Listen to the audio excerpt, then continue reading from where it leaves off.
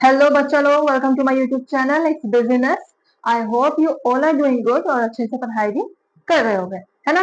ठीक है, तो कल हमने शुरू किया था हेनरी फ्योर्ड, है ना, हेनरी फ्योर्ड और उनके प्रिंसिपल्स। तो कल की वीडियो में हमने हेनरी फ्योर्ड और उनके 7 प्रिंसिपल्स कंप्लीट किए थे और वो वीडियो बहुत लॉन्ग ऑलरेडी हो चुकी थी, विच इज 25 मिनट्स, है ना। और हमने बोला था कि सिर्फ 15 से 10 मिनट की वीडियोस होने वाली है, लेकिन क्योंकि हमने 7 प्रिंसिपल्स इंक्लूड किए थे उसमें, इसलिए वो लेंथी वीडियो हो गया था। और वही हम सोच रहे हैं कि अगर हम इसमें 14 प्रिंसिपल्स डाल दिए होते, it will gonna be like 1 hour video, वो बहुत फिर हैप्टिक हो जाता देखने में। ठीक है, तो आज हम बाकी के 7 प्रिंसिपल्स देखेंगे इन वन गो। ठीक है, और फिर आपके 14 के 14 प्रिंसिपल्स हैंडल फ्योर के कंप्लीट हो जाएंगे। कोई भी डाउट हो, क्वेश्चन हो या इस वीडियो पे भी कोई फीडबैक देना हो कि मैम ऐसे नहीं, कुछ ऐसे पढ़ाइए या नोट्स ज्यादा दीजिए वगैरह, तो आप उसे आप कमेंट सेक्शन में बता सकते हो। टेलीग्राम पे ज्वाइन कर सकते हो, इंस्टाग्राम पे ज्वाइन कर सकते हो। हर एक वीडियो के डिस्क्रिप्शन और कमेंट सेक्शन में हमारी तरफ से लिंक वहां पे सेंड किया जाता है, तो आप वहां पे देख सकते हो। बाकी नोट्स भी हम आपको टेलीग्राम चैनल पे प्रोवाइड कर देते हैं। अगर आप टेलीग्राम पे नहीं हो, नो इश्यूज, आप हमसे इंस्टाग्राम पे ज्वाइन कर सकते हो, वहां मैसेज कर सकते हो कि मैम नोट्स दे दीजिए और हम वहां पे आपको फॉरवर्ड कर देंगे। ठीक है, बाकी हमारे नोट्स पॉइंट वाइज होते हैं ताकि आपको कोई भी दिक्कत ना हो। तो आज हम लोग कौन कौन से टॉपिक कवर करने वाले हैं? आज हम लोग देखेंगे बाकी के 7 प्रिंसिपल्स, है ना।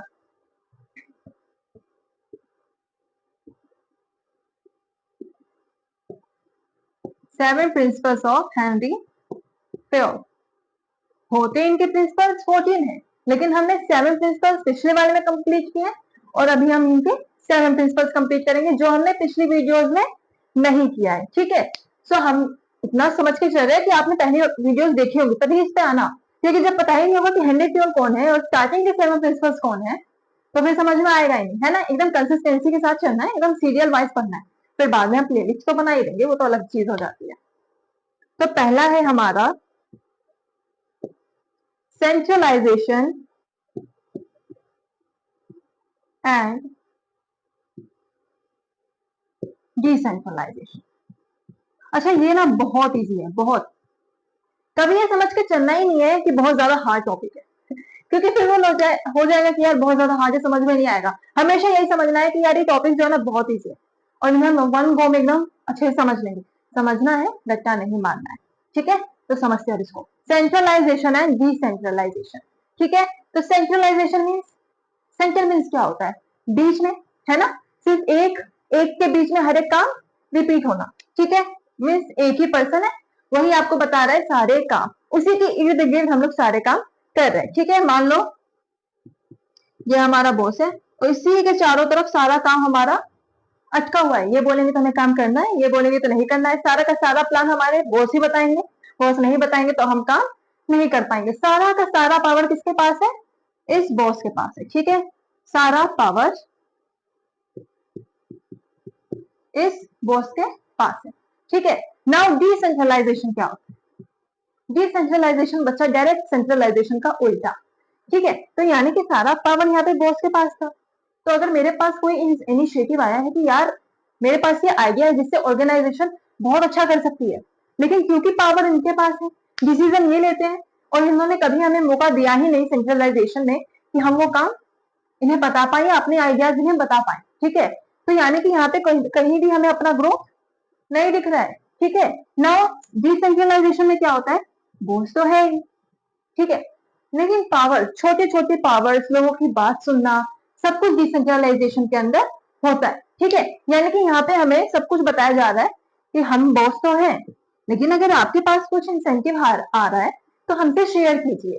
ठीक है, यानी कि अगर आपके पास कुछ आइडियाज हैं तो हमें बताइए। अगर आपको कुछ डिसीजन लेना है तो वो भी आप ले सकते हो अगर आप उस पोस्ट पे हो तो। ठीक है, यानी कि सारे के सारे पावर सिर्फ और सिर्फ बॉस के पास नहीं है, वो बहुत तैयार है कि वो आपके साथ अपना डिसीजन मेकिंग पावर शेयर करे। ठीक है, तो I guess centralisation and decentralisation समझ में आया हो। फिर से देखते हैं, सेंट्रलाइजेशन क्या होता है?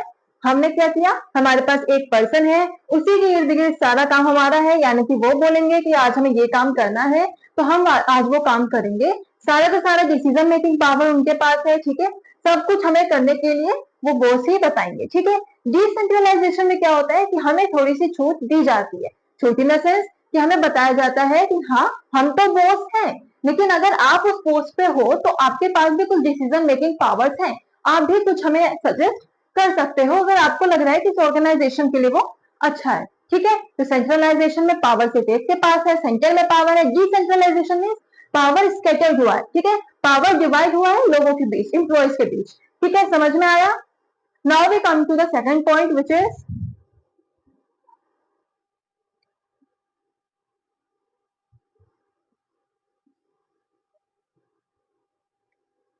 Scalar chain.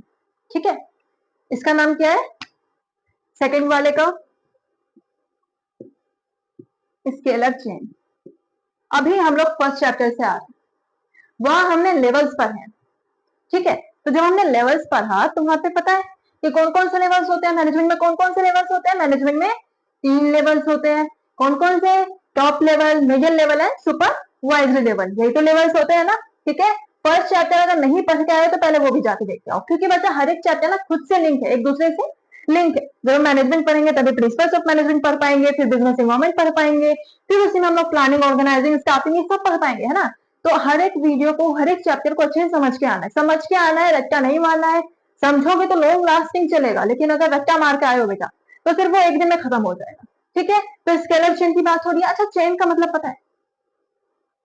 चेन का मतलब क्या होता है? यही तो चेन है ना, एक दूसरे से इंटरकनेक्ट। चेन इसी को तो बोलते हैं, एक दूसरे से इंटरकनेक्ट जो चीज होती है ना उसे हम चेन बोल देते हैं। और यहाँ हम मैनेजमेंट के बारे में बात कर रहे हैं, तो क्या होगा मैनेजमेंट में? पहली बात, हमारे पास 3 लेवल्स होते हैं, है ना। 3 लेवल्स होता है, टॉप लेवल, मिडिल लेवल और कौन सा लेवल होता है? Supervisory level. ये लेवल्स होते हैं ना, टॉप लेवल, मिडिल लेवल है, सुपरवाइजरी लेवल। अब हमारे पास प्लानिंग का काम किसका था? टॉप लेवल का। टॉप लेवल के बाद वो प्लान किसके पास जा रहा था? मिडिल लेवल के पास। बेटा मिडिल लेवल के पास जो भी प्लान था हमारा किसके पास जा रहा था?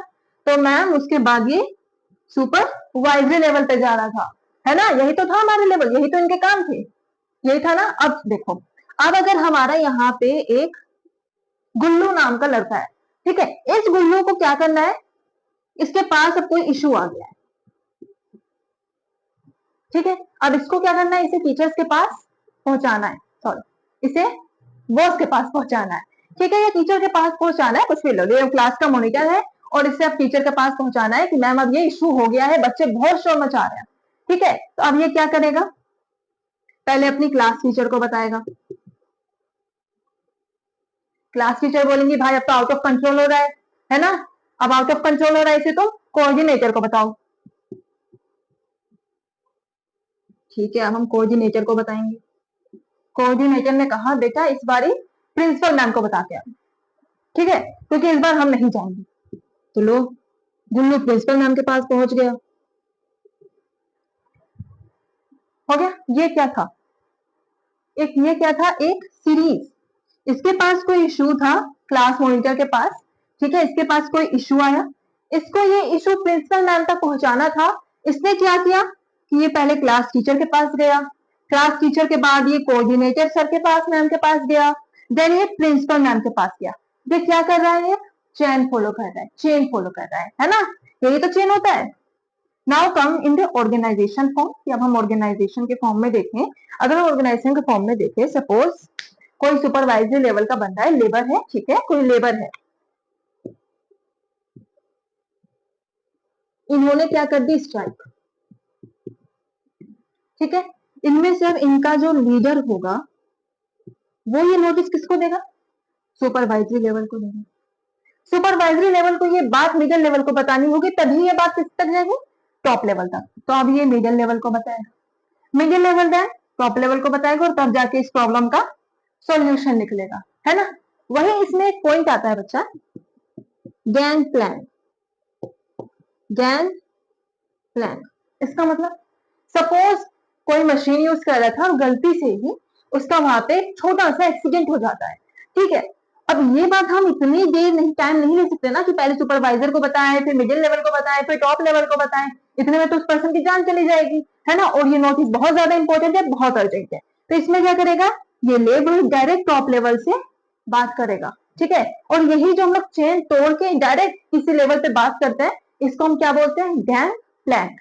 ठीक है, बिना किसी रूल्स एंड रेस्ट्रिक्शन के हम डायरेक्ट टॉप लेवल से बात करने जाएंगे, मिडिल लेवल से बात करने जाएंगे, तो उसको हम क्या बोलेंगे, gang plan.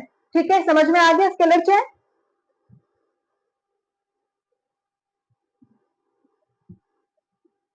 I hope scalar chain अच्छे से समझ में आ गया होगा। डाउट हो तो पूछ लेना, ठीक है, डाउट मन में लेके मत बैठे रहना, तो फिर आगे के टॉपिक समझने का कोई फायदा ही नहीं होगा, है ना। नेक्स्ट है बच्चा आपका ऑर्डर। ठीक है, ऑर्डर। अब हम अगर हम कोई भी बोले भाई कि ऑर्डर क्या होता है, तो दिमाग में क्या आएगा कि हम कहीं पे एकदम अच्छे से सिखा रहे हैं कि भाई तुम्हें ये काम करना है, एक गिलास पानी ला के दो, गेट बंद करके जाओ, है ना, ये ऑर्डर है। तो ऑर्गेनाइजेशन में प्रिंसिपल्स ऑफ मैनेजमेंट में इसको हम ऑर्डर नहीं बोलते हैं। ठीक है, अभी हम यहाँ से डस्टर उठा के वहां रखा है ना, रख तो हम यहाँ भी सकते थे, रख हम उस टेबल पर भी सकते थे, लेकिन हमने क्या चूज किया, वहां पे रखना। क्यों? क्योंकि उस डस्टर की जगह वहीं पे है और वो वहां रखा रहेगा, तो नेक्स्ट टाइम जब हम पलटेंगे तो हमें डस्टर वहीं मिलेगा, है ना, हम कंफ्यूज नहीं होंगे, मेरा टाइम बर्बाद नहीं होगा कि अरे यार डस्टर तो यही होना चाहिए था, डस्टर तो हमने वहां रख दिया, अब हमें मिल ही नहीं रहा है क्योंकि दिमाग में वो अचानक से आया ही नहीं, है ना।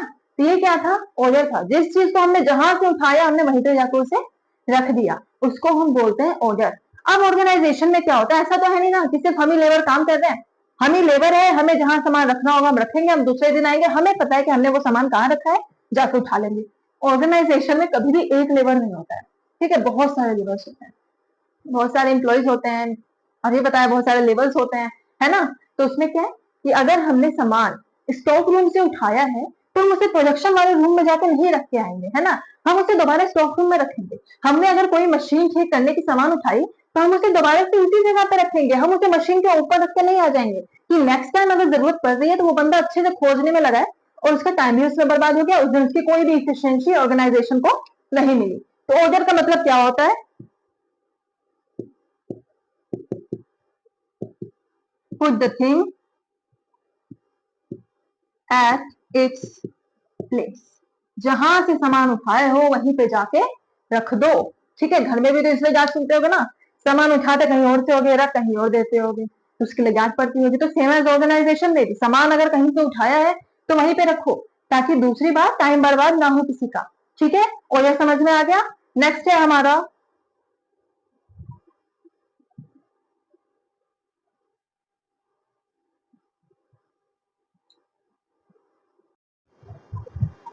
इक्विटी। ठीक है, तो नेक्स्ट वन क्या है अपना, इक्विटी। इक्विटी का मतलब क्या होता है बालक, इक्विटी का मतलब होता है बच्चा इक्वल। ठीक है, किसी को भी इक्वल ट्रीटमेंट देना। ठीक है, ऐसा नहीं है कि ऑर्गेनाइजेशन में, अच्छा सपोज मैं हमने यहाँ पढ़ा रहे, हमने सोचा कि क्यों ना एक और पर्सन को रख लिया जाए जो कि ये एडिटिंग का काम कर देगा, क्योंकि मेरा टाइम इसमें जा रहा है। ठीक है, तो हमने ये सोचा कि हम इसमें रख लेंगे और एक और पर्सन रख लेते हैं जो कि रोज ये सेट कर दे। ठीक है, ताकि मेरा टाइम बचे, हम बस आए और अच्छे से बस एक बार लेक्चर दे दे, हो गया। ठीक है, तो मेरा क्या रहेगा, इसमें टाइम बचता रहेगा। तो यहाँ पे क्या हुआ कि मेरे पास दो पर्सन आए हैं, एक मेल और एक फीमेल। ठीक है, हमने यहाँ पे पार्शियलिटी चालू कर दी। क्या पार्शियलिटी चालू कर दी कि हम मेल को ज्यादा पे कर रहे हैं और फीमेल को पे कम कर रहे हैं। ठीक है, तो इसमें क्या हो रहा है, इक्विटी का वोलेशन हो रहा है। ठीक है, और ऐसा हुआ कि कोई एक मेरा कजन निकला तो हम उसे क्या करेंगे, हम उसे ज्यादा पे करने लगेंगे, और जो मेरा कजन नहीं है हम उसे कम पे करेंगे, तो ये भी तो इक्विटी का वोलेशन है ना। तो ऑर्गेनाइजेशन में यही बोला जाता है कि अगर आप अपने कंपनी में किसी भी पर्सन को रख रहे हो तो उसके स्पेशलाइजेशन, एक्सपीरियंस, इन बेसिस पे आप पे करो, इन बेसिस पे आप डिफरेंशिएशन कर सकते हो, but not on the basis of gender, caste, ठीक है, रिलीजन, इन सब के बेसिस पे आप कभी भी डिफरेंशिएशन नहीं करोगे। ठीक है, उनकी इफिशियंसी लेवल पे आप कर सकते हो, उनकी आप देख सकते हो कि वो कितने स्पेशलाइज्ड पर्सन है, कितना एक्सपीरियंस पर्सन है, कौन से पोस्ट पे काम कर रहे हैं। तो इन चीजों पे अगर आप वेरिएशन दिखा रहे हो पेमेंट की, सैलरी की, तब कोई दिक्कत नहीं आती है। लेकिन अगर आप इसलिए डिपेंड कर रहे हो क्योंकि वो फीमेल है या फिर क्योंकि वो मेल है, क्योंकि वो आपका रिश्तेदार नहीं है, तो इससे क्या होगा कि यहाँ पे आप इक्विटी का वायलेशन कर रहे हो। ठीक है, तो इक्विटी का मतलब क्या होता है बालक, कि सबको treat everyone, treat equally everyone, सबको बराबर की तरह हम ट्रीट करेंगे। किसी को भी हम एक्स्ट्रा, किसी को भी हम एक्स्ट्रा प्रेफरेंस नहीं देंगे, किसी को हम एक्स्ट्रा पे नहीं करेंगे, जस्ट बिकॉज कि हम उसे अच्छे से जानते हैं। ठीक है, हम उन्हें पे किस बेसिस पे करेंगे, कि वो कौन सा काम कर रहे हैं, कौन सा पोस्ट पे है, कौन सी स्पेशलाइजेशन है, कितना एक्सपीरियंस है। ठीक है, तो इक्विटी समझ में आया। इक्विटी का मतलब सबको इक्वली ट्रीट करना अपने ऑर्गेनाइजेशन में। ठीक है, नेक्स्ट है हमारा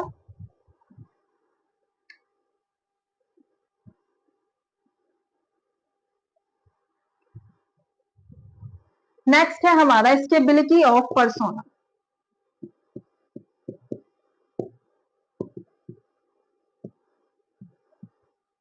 पर्सोनल का मतलब होता है एम्प्लॉइज। ठीक है, अच्छा हम कहीं भी काम करने, ठीक है, हमने वहां पे सोचा कि भाई अगर हम यहाँ काम कर रहे हैं तो चलो मेरे पास 5 से 6 साल के लिए एक नौकरी तो हो गई, इसके बाद हम देखेंगे हमें कहाँ जाना है, फिलहाल हम आराम से शांति से यहाँ रहते हैं। ठीक है, उस नौकरी में हमें पहले ही महीने में कहीं और शिफ्ट करने के लिए बोला गया, हमें कोई इशू नहीं हुई। ठीक है, पहली बार ज्वाइनिंग करी, हमें अगर कहीं शिफ्ट होने के लिए बोल रहे तो आए क्या, फिर 1 महीने के अंदर हमें बोला गया कि आप फिर से शिफ्ट हो जाइए जहां से आप आए थे। हमने उस टाइम भी बर्दाश्त कर लिया कि ठीक है कोई बात नहीं, हम फिर से वहां जा रहे हैं तो नहीं, अब वहीं पर रहेंगे। ठीक है, फिर से हमें शिफ्ट कर दिया गया। तो क्या ये कहीं भी हमें स्टेबिलिटी दिख रही है? कहीं भी हम अपनी इफिशियंसी, अपनी स्पेशलाइजेशन दिखा पाएंगे? नहीं, क्योंकि आप कहीं भी काम करने जाओगे बालक तो देखो, कहीं भी आप काम करने जाते हो वहां आप जब तक आपको वहां के एटमोस्फेयर में एडजस्ट होने में टाइम लगेगा, आपको वहां अपना बेस्ट देने में टाइम लगेगा। आप जाते ही फर्स्ट डे सबके साथ बात नहीं कर सकते हो, है ना। आप जाओगे वहां का एटमोस्फेयर देखोगे, ओरिएंटेशन प्रोग्राम्स करोगे, तब तो आपको पता चलेगा कि अच्छा हाँ यहाँ का ये वर्किंग कंडीशन है, यहाँ पे ये एटमोस्फेयर है, यहाँ पे ये लोग हैं, हाँ मुझे दोस्त भी बनाने होंगे, थोड़ा सा प्रोफेशनल रिलेशन भी कुछ लोगों से रखना होगा, है ना। यही तो होता है, आपको उसमें टाइम लगेगा। अब अगर आप 1 महीने के लिए कहीं और शिफ्ट किए जा रहे हो, दूसरे ही महीने आपको फिर से कहीं पे ट्रांसफर किया जा रहा है और फिर तीसरे महीने कहीं और ट्रांसफर किया जा रहा है, या एक ही साल के अंदर 2-3 बार ट्रांसफर कर रहे हैं वो आपको, तो यहाँ पे क्या है, आपको कहीं भी स्टेबिलिटी नहीं दिख रही है। और ऐसे ऑर्गेनाइजेशन में कभी भी एक एम्प्लॉय अपनी इफिशियंसी नहीं दिखा पाएगा, अपनी स्पेशलाइजेशन नहीं दिखा पाएगा, ना ही वो कंफर्टेबल कहीं पे भी होगा। ठीक है, समझ में आया। स्टेबिलिटी ऑफ पर्सोनल का मतलब होता है कि अगर हम किसी भी एम्प्लॉय को हायर कर रहे हैं तो उसको हम एक जगह पे करीबन 5 से 6 साल तो रखें, है ना, ताकि वो कंफर्टेबल होकर अपना एकदम इफिशियंसी दिखा पाए, इफेक्टिवली काम कर पाए, है ना। तो इसी में स्टेबिलिटी ऑफ पर्सोनल क्या होता है? Give an employee a stable condition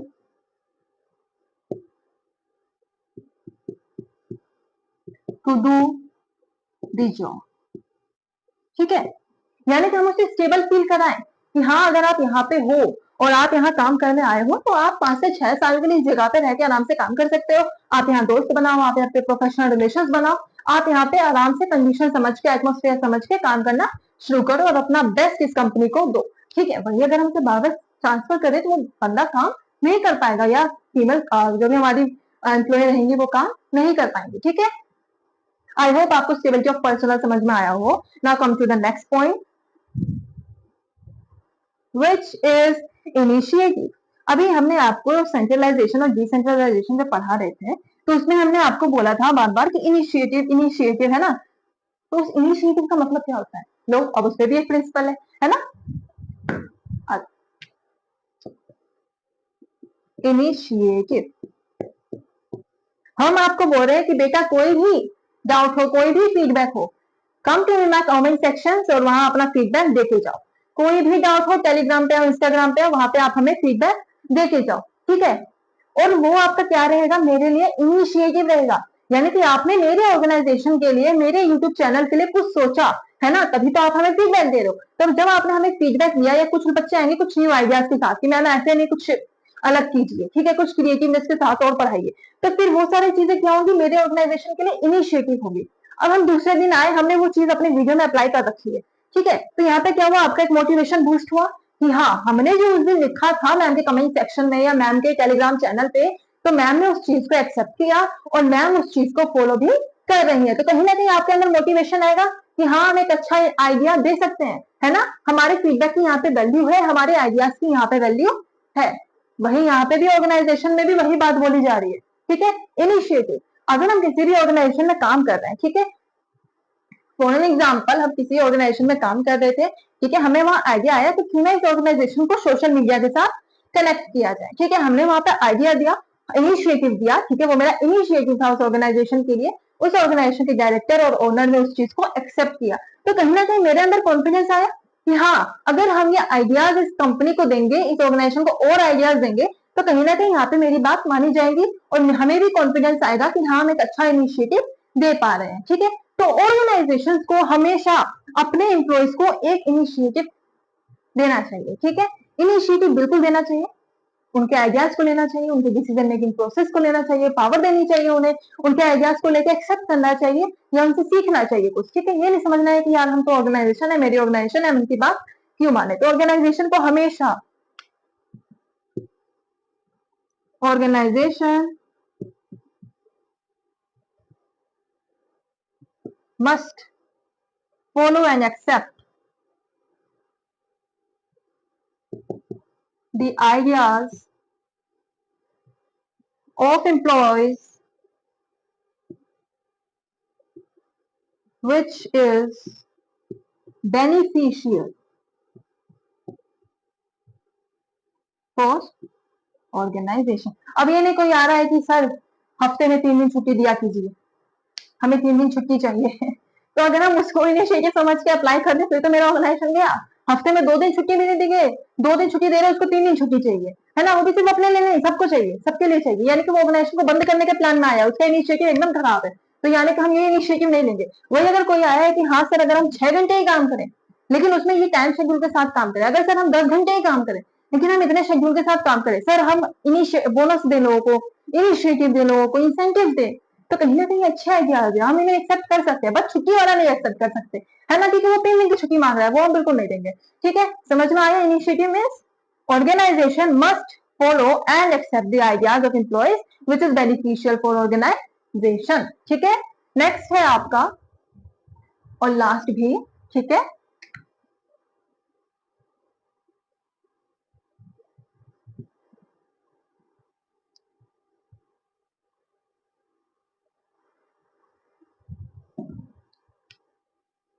spirit the course, spirit the course. अच्छा इसका मतलब क्या है स्पिरिट द कोर्स? इसका मतलब है बच्चा टीम वर्क। ठीक है, अच्छा मैनेजमेंट के फर्स्ट चैप्टर में अगेन हम लोग फर्स्ट चैप्टर में जा रहे हैं क्योंकि सारे चैप्टर इंटरलिंक हैं। ठीक है, टीम वर्क की बात करते हैं हम लोग। सपोज आपकी टीचर ने आपको प्रोजेक्ट दिया था ना कल। ठीक है, तो उसमें क्या हुआ कि मैम ने आपको बोला था कि आपका ग्रुप प्रोजेक्ट है। अब उसमें जो एक पर्सन ओवर स्मार्ट निकला वो आ रहा है प्रेजेंटेशन के टाइम में बोल रहा है मैंने ये प्रोजेक्ट बनाया, मेरी तरफ से ये एफर्ट्स किए गए हैं, मैंने ये रिसर्च किए, मैंने प्रिंट आउट निकलवाया। Does it hurts? बुरा लगेगा ना कि यार काम तो चारों ने मिलकर किया और अकेला ये बंदा आके मैला किए जा रहा है ना। और वही अगर एक दूसरी ग्रुप है वहां का बंदा आके बोल रहा है हमने ये प्रोजेक्ट बनाया था, हमारी तरफ से ये रिसर्च हुई थी, हमने दिन रात मेहनत करके ये प्रोजेक्ट बनाया है। Does it sound good?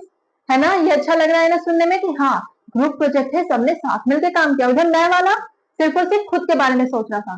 तो स्पिरिट द कॉर्प्स आपको यही बोलता है कि अगर ऑर्गेनाइजेशन में काम कर रहे हो इट मीन्स आप अकेले काम नहीं कर रहे हो, आपके पीछे पूरे एम्प्लॉयज हैं जिनकी बात मान के, जिनसे इनिशिएटिव लेके, जिनकी मेहनत को आपने यूज किया है और आपने अपने ऑर्गेनाइजेशन को आज इस पोस्ट पे खड़ा किया है। ठीक है, तो इसके लिए आपको क्या करना है थैंक्स टू ऑल करना है, प्लस किसी भी भाषण में ये नहीं बोलना है कि मैंने, यू हैव टू से वी। ठीक है, इसलिए मैनेजमेंट में स्पिरिट द कॉर्प्स में हम एक लाइन बोलते हैं यूज वी इंस्टेड ऑफ आई। मैं नहीं करना है, क्या बोलना है हमने ये काम किया। ठीक है, हमारा ऑर्गेनाइजेशन, नॉट मेरा ऑर्गेनाइजेशन। ठीक है, समझ में आया, यूज वी इंस्टेड ऑफ आई। ठीक है, समझ में आया। तो आज हमारे ये 14 के 14 प्रिंसिपल्स कंप्लीट होते हैं। आई होप आपको ये वीडियो समझ में आई होंगी, आपको एक एक टॉपिक अच्छे समझ में आया होगा। नहीं समझ में आया तो एक बार और रिवाइंड करके देख लेना, नहीं समझ में आया है तो क्वेश्चन पूछने की फैसिलिटीज भी हमने आपको अवेलेबल करा रखी है। बाकी नोट्स की टेंशन नहीं लेनी है, टेलीग्राम पे हम आपको ऑलरेडी नोट्स पोस्ट कर देंगे वहां पे, मतलब जैसे ये चैप्टर कंप्लीट होता है ना तो हम वहां पे नोट्स दे देते हैं। ठीक है, तो नोट्स की टेंशन तो लेनी ही नहीं है। बाकी जैसे ही आपका एग्जाम हमें दिखेगा और आपकी तरफ से मैसेजेस दिखेंगे कि हाँ मैम क्वेश्चन सेंड कर दीजिए या इस क्वेश्चन का डाउट बता दीजिए, सोल्व नहीं हो रहा है हमसे बता दीजिए, तो फिर हम अपनी तरफ से भी वो आपको फैसिलिटीज वो भी प्रोवाइड कराएंगे। फिलहाल ये वीडियोस यहाँ पे खत्म हो रही है। ठीक है, ठीक है, नाउ नेक्स्ट क्या करना है, आपको ये वीडियोस अच्छे से देखनी है, नोट्स बनाना है। नोट्स हम आपको आफ्टर चैप्टर कंप्लीट हो जाएगा तो प्रोवाइड कर देंगे टेलीग्राम चैनल पर, लिंक सब कुछ दे देंगे। ठीक है, तब तक अच्छे से पढ़ो, कोई भी कंजूसी नहीं करनी है। बिजनेस स्टडीज में दिन का अगर 1 घंटा भी दे रहे हो बहुत है, ठीक है। दिन का 1 घंटा अगर दे रहे हो, ये नहीं कि अब 1 घंटा लेके तो बैठे हो बुक लेकिन पढ़ नहीं रहे हो, तो फिर वो नहीं होगा, ठीक है। तो यानी कि अच्छे से पढ़ाई करनी है। Till then bye bye.